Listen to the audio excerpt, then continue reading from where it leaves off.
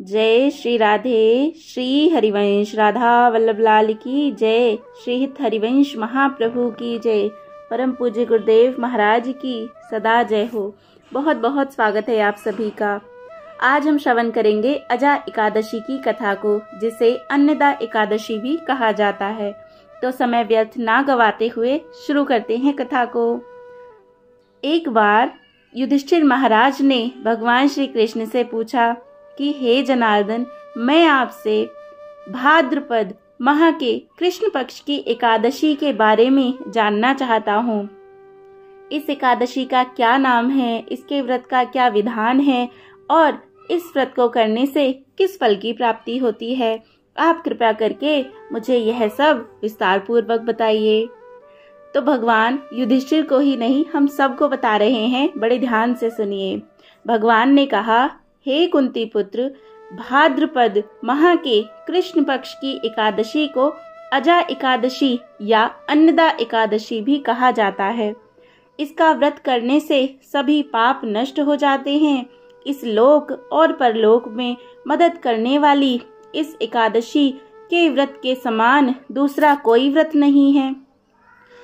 मैं तुमसे इसकी कथा कहता हूँ, ध्यान पूर्वक इसका महात्म्य श्रवण करो। पौराणिक काल में भगवान श्री राम जी के वंश में अयोध्या नगरी में एक चक्रवर्ती राजा हरिश्चंद्र नाम के राजा हुए थे। राजा अपनी सत्यनिष्ठा और ईमानदारी के लिए प्रसिद्ध थे। एक बार देवताओं ने इनकी परीक्षा लेने की योजना बनाई। राजा ने स्वप्न में देखा कि ऋषि विश्वामित्र को उन्होंने अपना राजपाट दान कर दिया है। सुबह विश्वामित्र वास्तव में उनके द्वार पर आकर कहने लगे, तुमने स्वप्न में मुझे अपना राज्य दान कर दिया। राजा ने सत्यनिष्ठ व्रत का पालन करते हुए संपूर्ण राज्य विश्वामित्र को सौंप दिया। दान के लिए दक्षिणा चुकाने हेतु राजा हरिश्चंद्र को पूर्व जन्म के कर्म फल के कारण पत्नी, बेटा एवं खुद को बेचना पड़ा। हरिश्चंद्र को एक डोम ने खरीद लिया, जो शमशान भूमि में लोगों के दाह संस्कार का काम करवाता था। स्वयं वह एक चांडाल का दास बन गए। उसने उस चांडाल के यहाँ कफन लेने का काम दिया, किंतु उसने इस आपत्ति के काम में भी सत्य का साथ नहीं छोड़ा। जब इसी प्रकार उन्हें कई वर्ष बीत गए तो उन्हें अपने इस नीच कर्म का बड़ा ही दुख हुआ और वह इससे मुक्त होने का उपाय खोजने लगे। वह सदैव इसी चिंता में रहने लगे कि क्या करूं, किस प्रकार इस नीच कर्म से मुक्ति पाऊं। एक बार की बात है, वे इसी चिंता में बैठे हुए थे कि गौतम ऋषि उनके समक्ष पहुंचे। हरिश्चंद्र ने उन्हें प्रणाम किया और अपनी सारी दुख भरी कथा उन्हें सुनाई। राजा हरिश्चंद्र की दुख भरी कहानी सुनकर महर्षि गौतम भी अत्यंत दुखी हुए और उन्होंने राजा से कहा, हे राजन, भादो माह के कृष्ण पक्ष की एकादशी का नाम अजा अन्नदा है।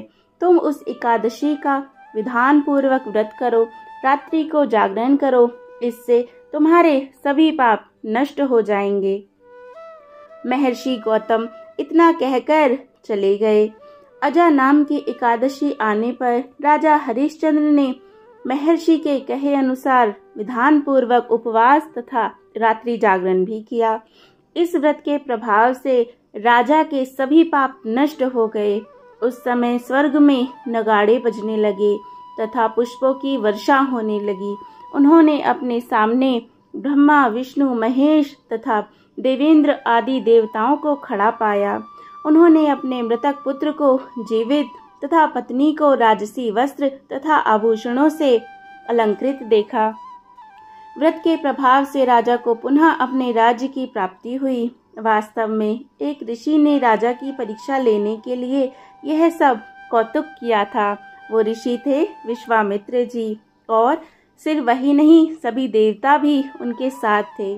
परंतु अजा एकादशी के व्रत के प्रभाव से ऋषि द्वारा रची गई सारी माया समाप्त हो गई और अंत समय में हरिश्चंद्र अपने परिवार सहित स्वर्गलोक को गए। हे राजन, यह सब अजा एकादशी के व्रत का प्रभाव था।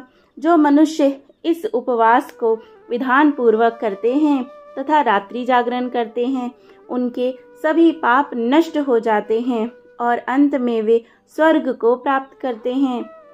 इस एकादशी व्रत की कथा के श्रवण मात्र से ही अश्वमेध यज्ञ के फल की प्राप्ति हो जाती है। जय जय श्री राधे। तो यह व्रत बड़ा ही आवश्यक है और इसे करने के नियम क्या हैं? नियम बस यही है, एकादशी के एक दिन पहले अर्थात दशमी के दिन शाम को सूर्योदय से पहले भोजन कर लिया जाए और इसके बाद रात को दूध ले सकते हैं, फल ले सकते हैं अगर भूख लगती है तो। और एकादशी के दिन ब्रह्म मुहूर्त में उठकर स्नान करके भगवान के सुंदर नामों का जप कीजिए। जो भी नाम आपको प्रिय हो उस नाम का आप जप कीजिए। फिर भगवान की सेवा कीजिए, उनको स्नान कराइए, उनको वस्त्र धारण कराइए, अच्छे से अपने मंदिर में पूजा अर्चना कीजिए और इसके बाद एकादशी के व्रत का नियम लीजिए और प्रभु से कहिए, हे प्रभु बस आपकी ही कृपा से ये मेरा पूरा व्रत अच्छे से हो। पूरे दिन कोई बुराई नहीं करनी है, कोई गलत काम नहीं करना है, बस भगवान की कथाएं सुनिए, कीर्तन कीजिए, जितना हो भगवान को याद करिए। और अगले दिन द्वादशी के दिन अपना पारण कीजिए। आप भगवान के सामने भोग रखकर, उन्हें भोग लगाकर उस प्रसाद को खाकर अपना व्रत पूरा कीजिए। तो इस तरह से एकादशी का व्रत किया जाता है। आशा है आपको कथा बहुत अच्छी लगी होगी। चैनल को सब्सक्राइब ना किया हो तो ज़रूर कीजिए और प्रेम से कहिए जय जय श्री राधे। भगवान हम सब से ज़रूर प्रसन्न हों और जो एकादशी का व्रत ना भी कर पाए तो कथा अवश्य अवश्य सुने और कीर्तन अवश्य करे, भले 10 मिनट ही करे तालियां बजाकर भगवान के सामने बैठकर। जय जय श्री राधे, जय जय श्री राधे श्याम।